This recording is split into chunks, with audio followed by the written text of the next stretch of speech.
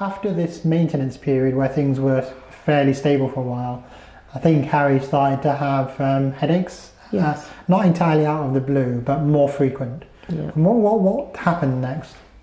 We were on a day out, and we travelled miles and miles to go to this skydive event that Harry was watching somebody that he'd become close to.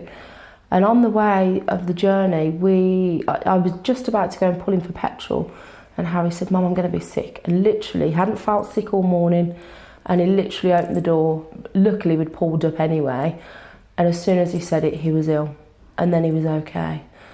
And I thought, maybe he'd had some treats. I thought maybe he's, travel sick, because it was a long journey. And then he was fine, but, throughout, we only turned up for an hour. We then had this long drive home, which he slept the whole way. Headaches were becoming worse. And then the next day, he was sick again, and I was thinking, is it a bug? Is it... But on the second day, that was it. We rushed him to the hospital and said, look, there's something not right. We knew from the severity that there were severe headaches, because Harry just grinned and bared everything. They examined him, nothing appeared to show from the neurological sort of tests that they do. So Harry came home, they thought it was sinusitis.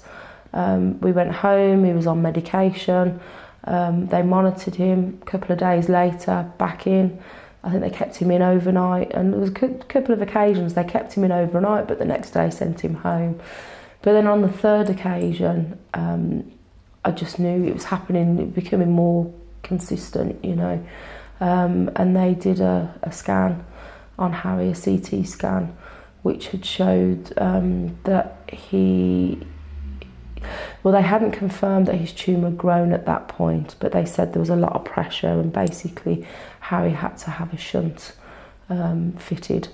So they decided to send him home, book him back in for his shunt, and he had a shunt fitted, and it seemed to be the best operation ever. Harry's headaches stopped, sickness stopped. Wow. Harry was laughing and suddenly improved. Yeah, I was so grateful for that operation, although it did affect his sodium levels. So they wouldn't release him from hospital because they were becoming dangerously low. And this was July 2011. And then Harry sadly didn't get to come home before they'd realised that when they did the shunt and they had the scan, that the fluid and the pressure that was building up in Harry's brain was because Harry's tumour had grown and blocked off where your fluid drains down. So they didn't know why Harry's tumour had suddenly started to grow. He'd started on growth hormones and things, but he only had those for a week, because we always thought, is it that's caused, But we don't know. It started anyway after 3 years, and they said that the only option then for Harry, because he was sleeping, so, he was sleeping for 14 hours, 17 hours a day. But when he woke up, he was still Harry. Cheery face, jokes across the ward and poems to all the nurses. And he was just his bubbly self. So it was hard to grasp that once again where things are so serious. But they said the only option for Harry was to have his surgery, because he couldn't have his chemotherapy again.